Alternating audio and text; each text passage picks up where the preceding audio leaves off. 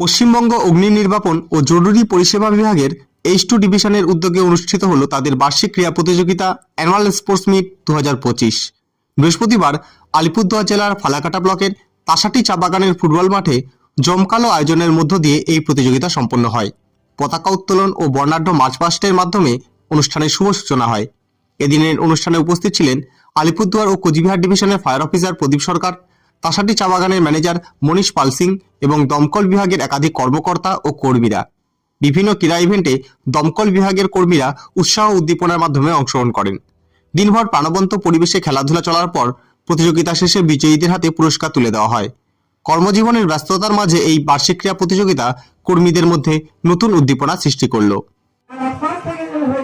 আমাদের এই H2 division যেটা আছে, এটা Coochbehar division, Alipur division, Jalpaiguri division, তিনটা ডিভিশন এই মিলে H2 ডিভিশন। এটার অ্যানুয়াল স্পোর্টস মিট প্রতি বছরই হয়, বিভিন্ন জায়গায় হয়। এর আগের বার আলিপুর হলো, তার আগের বার কোচবিহার হলো।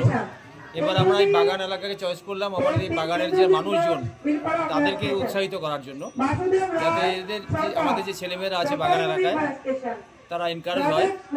এই জন্য আমরা H2 ডিভিশনের খেলাটাকে বাগান এলাকাতে এবার শুরু করলাম। স্যার, স্পোর্টস ছাড়াও কি অন্য কোনো অনুষ্ঠান রয়েছে কি আজকে? না, আজকেরটা অ্যানুয়ালি স্পোর্টস মিট, এটা বাৎসরিক স্পোর্টস মিট, এটা আমাদের প্রতি বছরই হয়ে থাকে। স্যার, আপনার